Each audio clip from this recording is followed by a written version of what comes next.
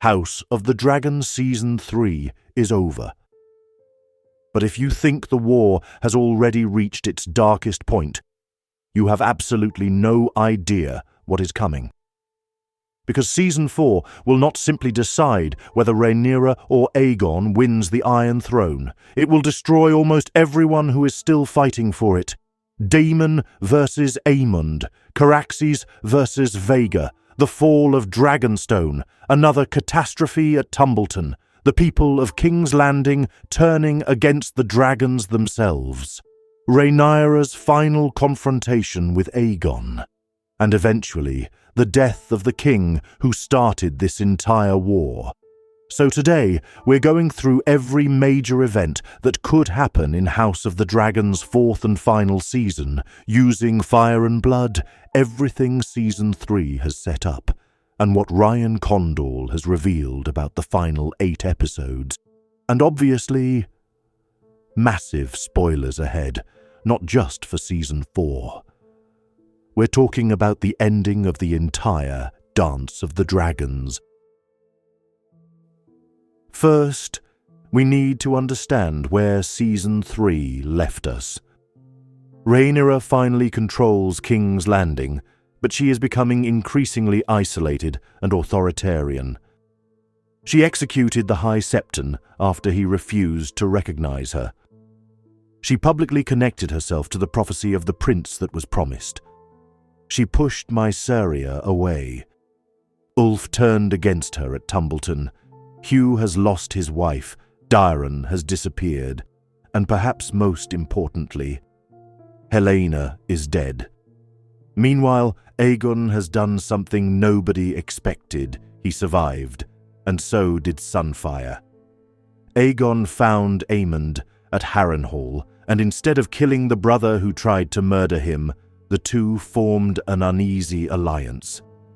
Ryan Condal has specifically said that the religious conflict between the Faith and the Targaryens will continue into the show's final chapter, and that brings us directly to the first disaster. Helena's death is going to destroy Rhaenyra's rule. In Fire and Blood, Helena's suicide becomes the final spark that sends King's Landing into chaos. Rumors spread that Rhaenyra was responsible for her death.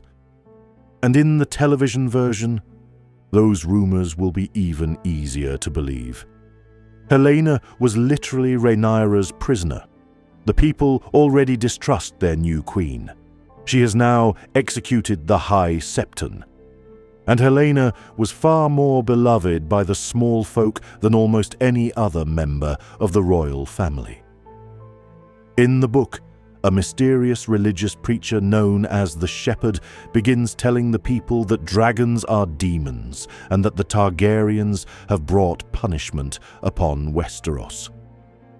Thousands begin listening to him. And there is one very interesting possibility here. The show just dismissed Mysaria. She knows King's Landing better than almost anyone. She understands the small folk. She has spies everywhere, and she now has every reason to hate Rhaenyra.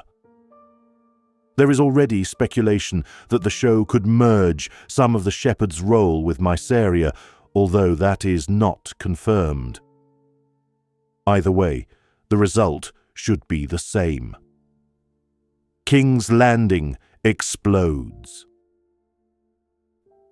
While Rhaenyra is losing control of King's Landing, Aegon has another move to make. And this one may ultimately win him the war. In Fire and Blood, Aegon secretly travels to Dragonstone. Yes, Rhaenyra's own castle. With the help of traitors inside the fortress, Aegon takes control of the island without Rhaenyra knowing. But Baela Targaryen discovers what is happening, and that gives us another dragon battle. Baela mounts Moondancer, Aegon mounts Sunfyre, and they fight above Dragonstone. Moondancer is killed. Baela survives, but is badly injured. Sunfyre is also severely wounded, and Aegon shatters his legs after falling during the battle. Season 3 bringing Sunfyre back was almost certainly not accidental. The Golden Dragon still has one incredibly important role left to play. But before we get there, we need to talk about what may become the greatest dragon battle ever filmed.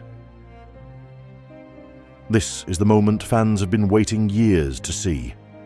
Daemon Targaryen, Aemond Targaryen, Caraxes, Vhagar.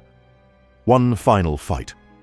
Season 2 already heavily foreshadowed Aemond's fate, and everything surrounding Harrenhal and Alice Rivers continues pointing toward the God's Eye. In the book, Daemon challenges Aemond. He waits at Harrenhal for 13 days, and finally, Aemond arrives. The two princes take to the sky as the sun is setting. Caraxes attacks the much larger Vhagar and clamps his jaws around her neck. Vhagar tears into Caraxes. The dragons become locked together, and they begin falling toward the God's Eye. Then Daemon does something completely insane. He removes himself from Caraxes' saddle, jumps through the air onto Vhagar, and drives Dark Sister directly through Aemond's blind eye. Vhagar crashes into the lake. Aemond dies. Caraxes manages to crawl onto the shore before dying from his wounds. And Daemon. His body is never found. Officially, he almost certainly dies. But George R.R. Martin deliberately leaves just enough mystery for stories claiming the rogue prince somehow survived. If HBO gets this right, this could be House of the Dragon's equivalent of the greatest battles from Game of Thrones. And I would be shocked if this doesn't happen somewhere around the middle of Season 4. Then we return to Tumbleton, because somehow that nightmare is not finished. In the book, Ulf and Hugh both become known as the two betrayers, but the show has changed this dramatically. Season 3 only had Ulf truly turn against Rhaenyra. Hugh actually went to Tumbleton trying to find his wife, only to discover her dead. That changes everything. My prediction is that HBO may completely rewrite Hugh's role in the second battle. Instead of Hugh and Ulf standing together, we could see Hugh turn against Ulf. Because in the book, this battle becomes an absolute dragon massacre. Adam Velaryon attacks Tumbleton on sea smoke. Daemon and Targaryen are involved. Hugh and Vermithor are involved. Ulf and Silverwing are there. And by the end, Adam dies. Sea smoke dies. Vermithor dies. Targaryen dies. Hugh dies. Daemon dies, or at least seemingly dies, because even the book gives conflicting accounts of exactly how it happened. And Ulf is eventually poisoned. The book version essentially wipes almost every remaining dragon rider at Tumbleton off the board. The show may change exactly who fights whom. But I expect the result to remain the same. Tumbleton becomes a graveyard for dragons. But the most disturbing event of Season 4 might not involve dragons killing each other. It involves humans killing dragons. As King's Landing collapses into riots, the shepherd convinces thousands of ordinary people that the dragons must die. And then something unbelievable happens. The mob attacks the Dragonpit. Thousands of people charge directly into a building containing dragons, and despite enormous casualties, they actually succeed. In Fire and Blood, Shrykos, Morgul, Tyraxes, and Dreamfire are killed during the attack. Then Syrax, Rhaenyra's own dragon, also dies during the chaos. 5 dragons gone, in one night. Rhaenyra's son Joffrey also dies after attempting to ride Syrax to the Dragonpit, falling from the dragon above King's Landing. The television series may reduce the number of dragons involved because some of the younger dragons have been handled differently. But Dreamfire's appearance in Season 3 suddenly becomes much more important when you know what happens next. This isn't simply another battle. This is the moment ordinary people realize something that seemed impossible. Dragons can be killed, and Rhaenyra can no longer control the city. After losing Joffrey, after losing Syrox, after losing control of the capital, Rhaenyra runs. The woman who spent her entire life fighting for the Iron Throne finally gets it, only to be driven out of King's Landing by the very people she wanted to rule. And this is where the story becomes cruel, because she decides to return to the one place she believes will be safe, Dragonstone.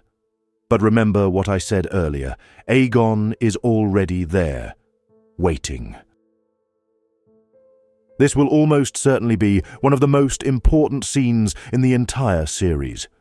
Rhaenyra arrives at Dragonstone with her young son Aegon. She enters her own castle and discovers her brother standing there. Aegon II, alive, and beside him, Sunfyre. In Fire and Blood, Aegon sentences his sister to death. Rhaenyra's son is forced to watch. Sunfyre burns Rhaenyra and then devours her. Aegon the Younger watches his mother disappear into the dragon's flames. That trauma follows him for the rest of his life. And for anyone wondering whether HBO might completely change this ending, remember that Game of Thrones itself already established Rhaenyra's famous death within the history of Westeros. So I think the broad outcome is almost impossible to change. The real question is how HBO portrays Rhaenyra during her final moments.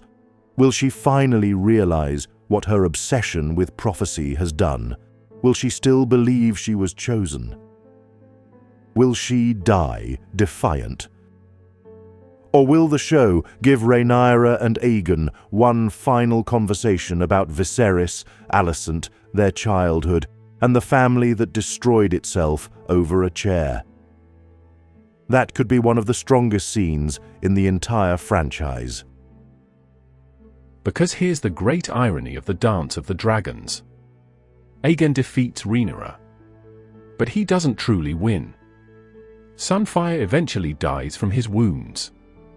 Aegon returns to King's Landing and sits the Iron Throne again. But armies loyal to Rhaenyra are still coming. The River Lords march toward the capital. The North is coming south. Cregan Stark is coming. At the Battle of the King's Road, Borros Baratheon's army is defeated. King's Landing becomes almost impossible to defend. Aegon's advisors tell him to surrender. He refuses. And shortly afterward, Aegon II is found dead. Poisoned. Blood around his mouth. And nobody knows for certain who did it. But this is where I have one major prediction for the television version. Alicent may be the one who kills Aegon. That does not happen in the book. But Season 3 already showed Alicent attempting to poison Aemond. Imagine her returning after discovering Helena is dead. Aemond dies. Daemon dies. The war continues. And finally Alicent realizes that the only way to save what remains of her family is to kill the son she originally helped put on the throne. That would bring her entire story full circle. Again, pure prediction. But dramatically, it makes a frightening amount of sense. After Aegon's death, Rhaenyra's surviving son becomes king. Aegon III Targaryen. A traumatized child inherits a kingdom destroyed by adults. Then Cregan Stark finally arrives in King's Landing. And the event known as the Hour of the Wolf begins. Cregan becomes Hand of the King. He arrests the men suspected of murdering Aegon II. Trials begin. Laurie Strong is among those executed. And after essentially cleaning up King's Landing, Cregan resigns. Eventually Aegon III is married to Aegon II's surviving daughter, Rhaenyra. Black and green are finally joined together. But look at what it cost. Rhaenyra is dead. Aegon is dead. Daemon is dead. Aemond is dead. Rhaenyra is dead. Daemon is probably dead. Almost all of the great dragons are dead. And the child who inherits everything has watched his mother get eaten alive by a dragon. That is the true ending of the dance. Nobody wins. The blacks technically survive through Rhaenyra's bloodline. The greens technically succeed in keeping Rhaenyra herself from permanently ruling. But House Targaryen destroys the source of its own power. The dragons. Ryan Condal has said the final season has 8 chapters and that the ending may deliberately leave history continuing beyond the point where the show stops. So the Hour of the Wolf could be the finale. Or HBO could end slightly earlier with Aegon III's coronation and use Cregan Stark as part of an epilogue. Either way, I think the final image should be something much quieter than a battle. Aegon III sitting on the Iron Throne. A child surrounded by the ruins left by his family. No celebration. No victory. Just silence. Because that is what the Dance of the Dragons was really about. A family that possessed more power than anyone else in the world. And used that power to destroy itself. But now I want to know what you think. Will HBO actually give us Daemon vs. Aemond exactly as George wrote it? Will Hugh betray Rhaenyra? Or will the show completely change his fate? And most importantly, who do you think will poison Aegon II? Let me know your prediction below. And if you want more House of the Dragon, Game of Thrones, and Westeros lore, subscribe to Lore Mix. Because season the 4th of may be the end of House of the Dragon. But there is still a lot more fire and blood to come.